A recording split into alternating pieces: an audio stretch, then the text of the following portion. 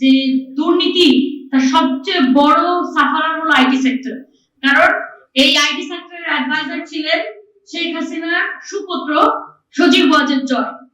তার বিরুদ্ধে দুদকের 60 কোটি হাজার টাকার মামলা আছে এবং এই 60 কোটি হাজার টাকা আপনাদের কষ্টার্জিত যে বেসিসের বিভিন্ন প্রতিষ্ঠান আপনারা গড়ে তুলেছেন সেখান থেকে বের করে নেওয়া, এটা অন্য কোথাও থেকে না।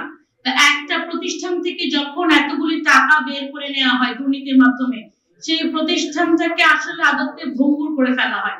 ইনস্টিটিউশনাল যে একটা নিয়ম নীতি থাকে অথবা ইনস্টিটিউশনাল যে একটা স্ট্রাকচার থাকে, এই স্ট্রাকচারটা আর কোনো কিছু থাকে না। তার মধ্যে আপনারা যেটা বলেছেন এই সেম জিনিস আমি অনেকগুলা ইনস্টিটিউশনে দেখতে পাচ্ছি। বিশেষ করে ধরেন আপনারা বিসিসিআই এর কথা বলেছেন, তারপরে বিসিসিআই কিছু অঙ্গ সংগঠন আছে, যেমন যে ইউরোপিয়ান ইউনিয়নের সাথে যে গার্মেন্টস ব্যবসায়ীদের সংগঠন আছে, সব জায়গায় আমরা দেখতে পাচ্ছি কি যে হাসিনার আমলে যে যারা নির্বাচিত তারাই এখনো নেতৃত্ব পর্যায়ে আছে। তো আমরা যদি পিরামিডের উপরেরটাকে সরাই দেই কিন্তু পিরামিড পুরোটাকে বলবৎ রাখি, সেই পিরামিড ভেদ করে তো ওপাশে যেতে পারবো না। আমরা যেটা চাচ্ছি যে আফটার দ্য রেভলিউশন, এই গণ অভ্যুত্থানের পরে আমরা নতুন করে বাংলাদেশের প্রত্যেকটা প্রতিষ্ঠানকে, আমরা বারবার বলেছি এবং এই দেয়াল লিখনিগুলো কিন্তু বলেছে যে এই প্রতিষ্ঠানগুলোকে নিচের থেকে বটম টু আপ সাজাতে হবে। কিন্তু আপনার প্রতিষ্ঠানটাকে মনে করছেন যে আমি এভাবে রেখে দিব, পিরামিডটাকে রেখে দিয়ে শুধু উপরে ইটটা ফেলে দিয়ে আমি করতে পারবো, পারবেন না। আপনাকে টোটাল ব্রেকডাউন করতে হবে।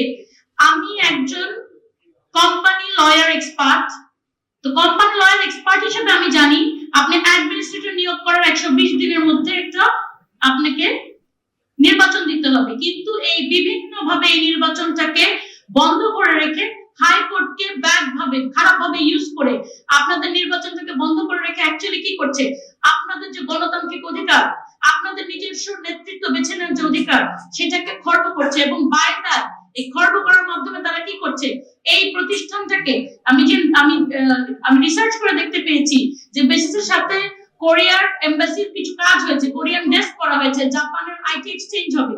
বাট কিভাবে হবে যদি আপনার নেতৃত্ব না থাকে? কারা এই ডিলগুলো করবে? সেই ডিলগুলো করার মতো লোক না থাকলে কি হবে? আদতে এই জায়গাটাকে স্থবির করে দিয়ে কোনো নির্বাচন হতে না দিয়ে আপনাদের এই প্রতিষ্ঠানটাকে একটা অকার্যকর প্রতিষ্ঠান হিসেবে দেখানো হবে যে এরা কোনো কাজের না। তো যারা এতদিন খেয়ে আসছে তাদেরটাই কিন্তু চলে যাচ্ছে, কিন্তু যারা এতদিন যোগ্য হওয়া সত্ত্বেও কিছু করতে পারে না তাদেরকে এখনো স্পেস দেওয়া হচ্ছে না। এখন যারা খেয়ে আসছে তারা নতুন করে হয়েছে বঞ্চিত, তাই তো? যে আমরা বঞ্চিত ছিলাম, কিন্তু আসলে যখন আপনি ভালো করে দেখবেন যে দেখা যাবে যে এরা কখনোই খারাপ ছিল না। তো আমরা যে এই যে মানে আলাদা করতে পারি নাই, এটাও আমাদের একটা ফেলিয়ার যে আমরা আলাদা করতে পারি নাই। কিন্তু 1 বছর পার হওয়ার পরও যে আমরা এখানে দাঁড়িয়ে আছি, আমাদেরকে ওখান থেকে ইউ টার্ন করতে হবে, এই পিরামিডটাকে ভাঙতে হবে এবং প্রত্যেকটা প্রতিষ্ঠানকে শূন্য থেকে গড়ে তুলতে হবে।